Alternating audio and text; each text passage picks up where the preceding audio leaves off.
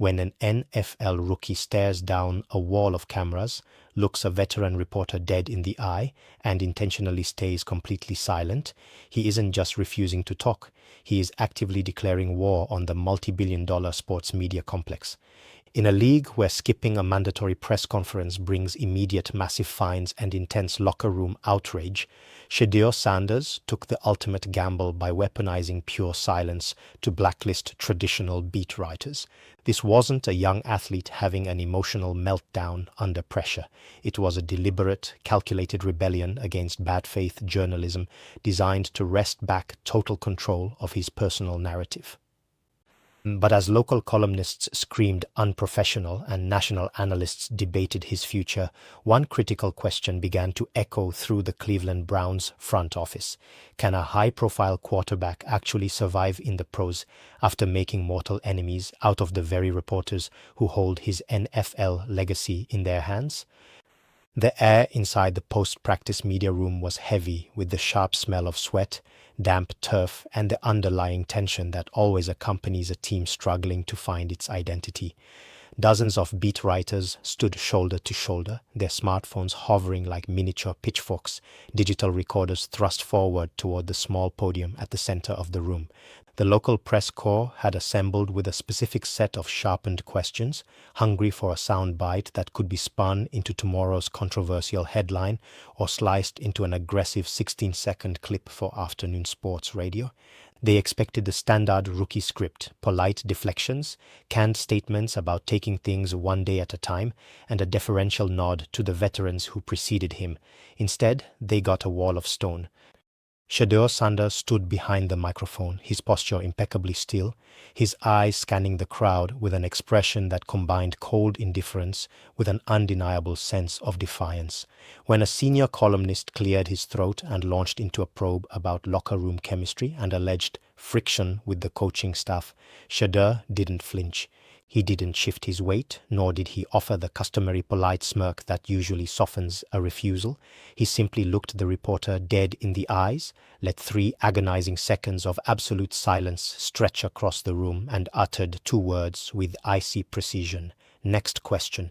The moment sent a visible jolt through the room, but it was far from an isolated incident. What the media was witnessing was the boiling point of a conflict that had been simmering since Shedeur's final months in college and had now boiled over into the professional ranks. For months, traditional beat writers had operated under the assumption that an incoming rookie, no matter how famous or well-credentialed, would eventually bend to the established norms of NFL media coverage. The league's business model is built on accessibility. Media rights deals worth billions of dollars are underwritten by the implicit promise that fans get direct, unfiltered access to the players through the conduit of the press. Contractually, players are required to make themselves available to credentialed media after practices and games, with the league levying steep 5-figure fines for athletes who refuse to cooperate. But Shedeur was testing the outer limits of that system, daring the league office and his own team's public relations department to enforce those rules against a young quarterback who understood the modern media landscape far better than the people asking him questions. To understand the stakes of this confrontation, one has to look at the unique mechanics of the modern NFL media ecosystem. For decades, the relationship between players and beat writers was governed by a transactional truce. Reporters received the quotes they needed to fill column inches, and players received favorable framing that enhanced their local popularity and national reputation. However, the rise of viral outrage algorithms and instant reaction commentary shattered that delicate balance. A single offhand remark in a hallway interview could be isolated, recontextualized, and transformed into a national narrative about a player's work ethic, leadership ability, or mental toughness before the team even finished their post-game recovery session. Shedeur had watched this process unfold with surgical precision throughout his draft preparation, recognizing that traditional sports journalism often prioritized conflict over analysis. His refusal to provide the raw material for those narrative engines was not an act of naive stubbornness. It was a preemptive strike against a machinery he believed was rigged to manufacture drama at his expense. Inside the team facility, the silence at the podium created a complex political headache for the coaching staff and the front office. A franchise quarterback is not just an employee on the roster. He is the public face of an organization worth billions, the anchor for ticket sales, corporate sponsorships, and national television slots. When that quarterback openly clashes with the media, it forces the organization into an uncomfortable tightrope walk. On one side, the front office must satisfy league requirements and maintain functional working relationships with local outlets that shape public sentiment. On the other side, they cannot afford to alienate a franchise asset by publicly reprimanding him for defending his own boundaries. The tension in the building was palpable as executives watched the press conference unfold on internal monitors, aware that every silent moment at the podium was being recorded, dissected, and broadcast across social media platforms, amplifying the very circus they were desperately trying to contain.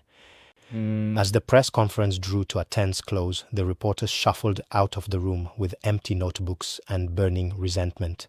They had come looking for answers about playbook installs and reps with the first team offense, but they walked away with a story that was far more volatile, a high-stakes standoff between a proud rookie and the traditional media apparatus.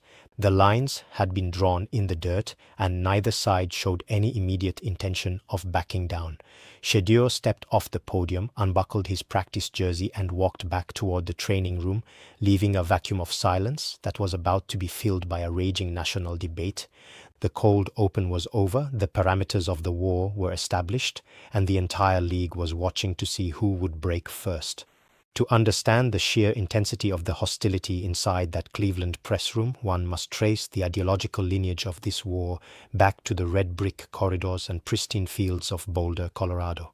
Long before Shedeur Sanders ever stepped into an NFL locker room, his relationship with traditional sports journalism had been forged in the high-altitude pressure cooker of the Buffalo's dramatic program overhaul. Alongside his father and head coach Deion Sanders, Shedeur operated within a football ecosystem that viewed legacy media outlets not as crucial partners, but as outdated, predatory middlemen.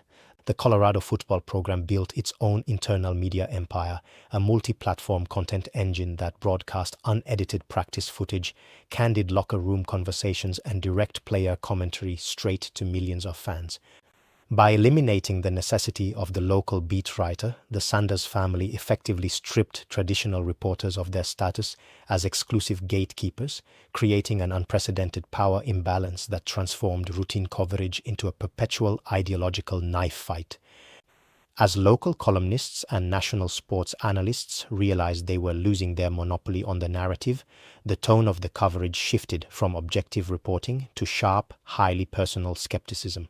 Critical pieces began targeting team culture, dissecting Shedeur's body language on the sideline, and framing his natural self-assurance as an unearned, toxic arrogance. The response from the Colorado program was swift, calculated, and uncompromising.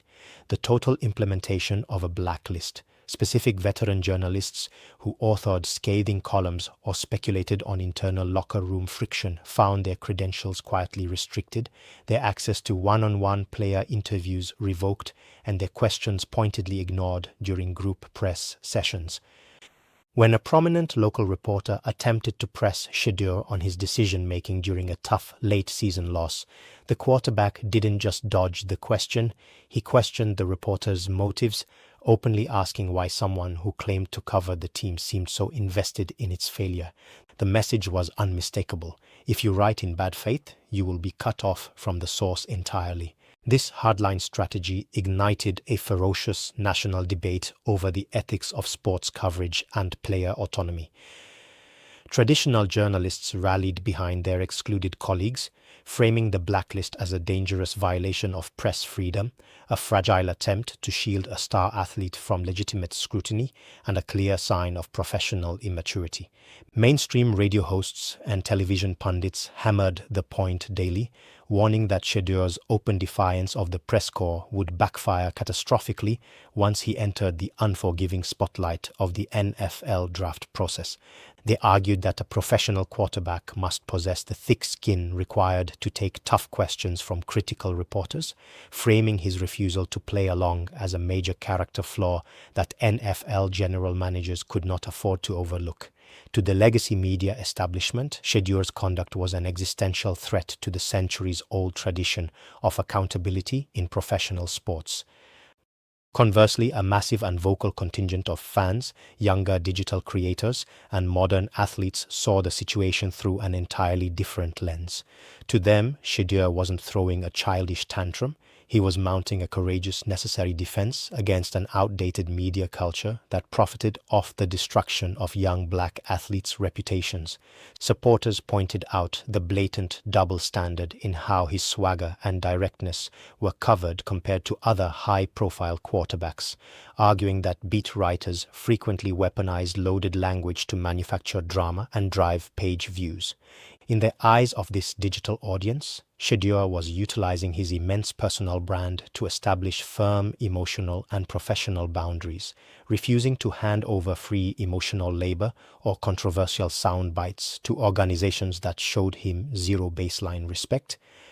He was proving that in the modern era, an athlete who owns his own media platform does not have to smile and nod through hostile bad faith interrogation.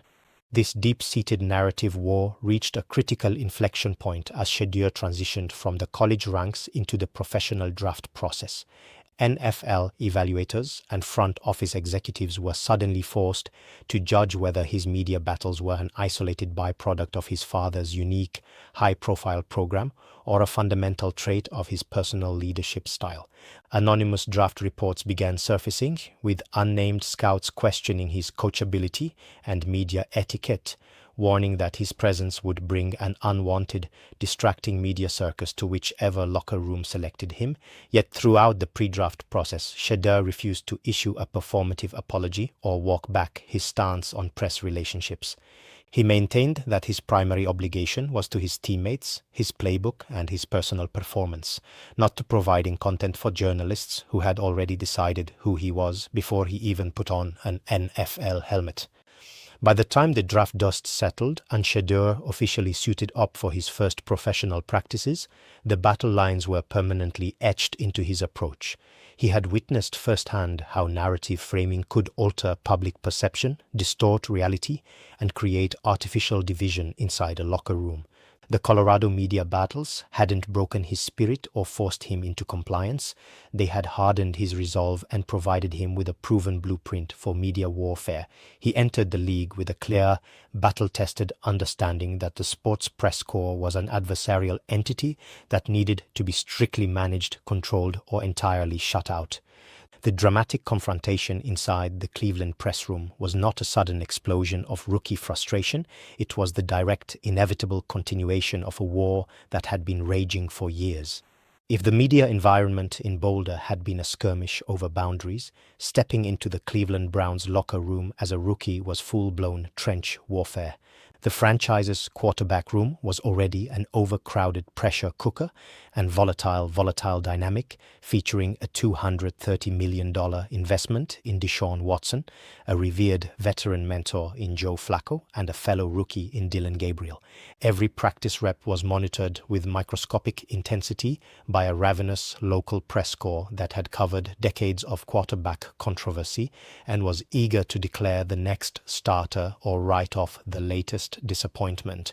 Into this delicate, high-stakes ecosystem stepped Shedeur Sanders, a lightning rod for attention whose very presence guaranteed that every pass, incompletion, and sideline gesture would be magnified 1,000 times over. The local beat writers didn't just want operational updates, they wanted drama, conflict, and a daily referendum on who truly held the keys to the offense.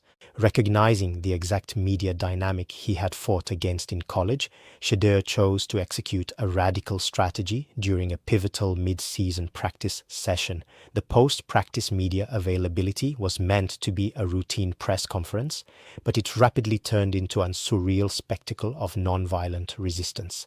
As cameras rolled and reporters jostled for position with their microphones extended, Shedeur took the podium, looked out at the familiar faces of the local press, and silently made it clear he would not play their game. Rather than offering even passive boilerplate answers, he smiled, silently mimed exaggerated answers without making a single sound, and maintained an eerie, unshakable composure. When pressed directly on his positioning on the depth chart or his relationship with Watson and Gabriel, he simply beamed at the rolling cameras, tapped his chest, and gestured for the next question without uttering a single audible syllable. He refused to give the beat writers even a single word that could be stripped of context, edited, or weaponized into a headline designed to fracture the locker room. The fallout from the silent press conference was immediate, loud, and polarizing across every sports network in the country. Local Cleveland radio shows exploded with outrage, with veteran hosts calling the performance a disgraceful display of arrogance, an insult to the fan base, and an intolerable distraction for an NFL franchise trying to win games. Traditional columnists penned scathing pieces arguing that a young quarterback who couldn't handle a routine Tuesday press session possessed neither the maturity nor the mental fortitude required to lead an offense in the fourth quarter. They painted his silent protest as a sign of disrespect toward the institution of professional football, demanding that the Browns organization step in and discipline their rookie for failing to fulfill the spirit of his media obligations. However, as the local press corps fumed, the national media narrative splintered down generational and ideological lines. On prominent morning debate shows, national analysts like Stephen A. Smith took a drastically different stance, fiercely defending Shedeur's decision to shut down the media circus. They argued that beat writers were actively baiting a rookie into creating division inside a complex quarterback room, trying to force him to publicly undermine veteran teammates or air internal frustration for the sake of clickbait reporting. From this perspective, Shedeur's weaponized silence was an extraordinarily mature, protective maneuver.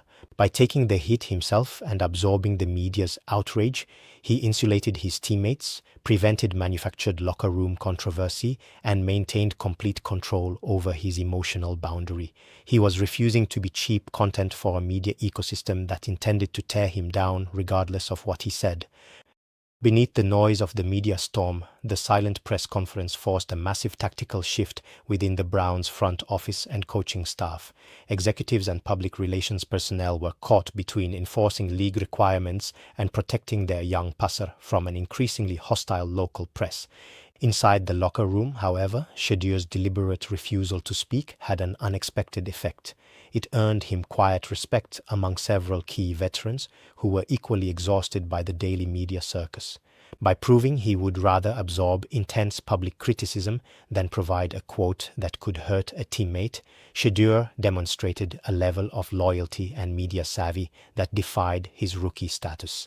He had turned a routine press session into a high-stakes standoff, showing the entire league that while the media might control the broadcast, he ultimately controlled the microphone.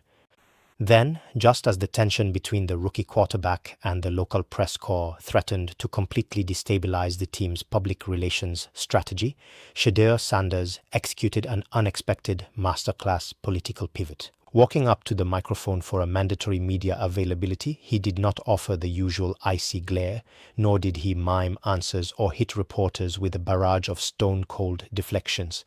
Instead, before a single question could be asked, he leaned toward the mic, took a breath, and delivered a surprisingly vulnerable, carefully constructed address that completely reframed the entire feud. First, I want to apologize for how things was last time I came up here before y'all, Shedeur opened, addressing the room directly. He went on to expose the emotional root of his resistance, explaining, I dislike when it's a lot of separation, when something gets between the team and people get painted a certain way and all this different type of stuff. So that's where I get frustrated and I shut down. In a single move, He had taken the narrative of a petulant, arrogant rookie throwing tantrums at the podium and transformed it into the story of a dedicated team player desperately trying to protect his locker room from external sabotage. This calculated reset allowed Shedeur to articulate the profound psychological toll that modern media interrogation takes on high-profile young athletes. He candidly admitted to feeling completely drained when attempting to express his true thoughts on camera, only to watch those words get twisted, recontextualized and weaponized to manufacture artificial division between him and his fellow quarterbacks. For Shedeur, shutting down during press sessions was never an act of childish defiance or disrespect toward the reporters themselves. It was a necessary mechanism designed to preserve his mental energy for the football field. He explicitly laid out the dilemma. When every honest answer is filtered through a clickbait ecosystem designed to split a team apart, giving deep, detailed responses just doesn't help us win.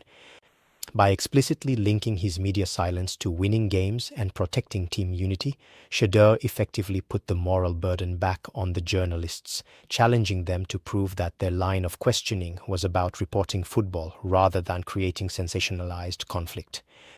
This strategic apology marked a sophisticated evolution in Shedeur's overall media playbook, establishing a clear, permanent boundary between obligatory team media duties and authentic personal access. He demonstrated that he was fully willing to stand at the podium, check the necessary contractual boxes, and treat reporters with surface-level professional courtesy, but the inner workings of his mind, his personal relationships, and his deeper football philosophy would remain strictly off-limits to those he didn't trust. He drew a sharp line between required public relations and genuine intimacy, effectively telling the media establishment that while they could buy his mandatory time at the mic, they could no longer buy his vulnerability or grant themselves access to his narrative. The strategic pivot caught the press corps completely off guard, stripping away their primary criticism while leaving them with far less leverage than they had possessed just days earlier. Traditional columnists, who had spent weeks calling him immature, were suddenly forced to acknowledge his poise and accountability, while his supporters celebrated the speech as a brilliant tactical victory in narrative control. By apologizing for the delivery while doubling down on the underlying principle, Shedeur took total ownership of the situation, diffused a escalating public relations crisis, and sent a definitive signal to the entire league. He was no longer just reacting to the media circus, he was actively dictating its terms.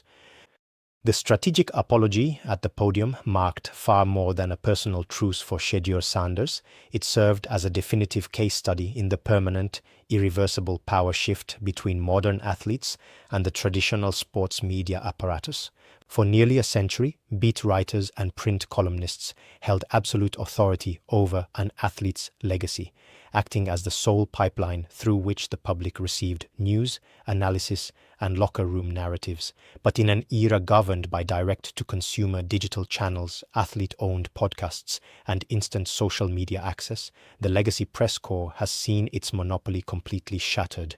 Shedeur didn't need the local columnists to tell his story, build his personal brand, or connect with his audience. He already possessed millions of followers who consumed his life without a media filter.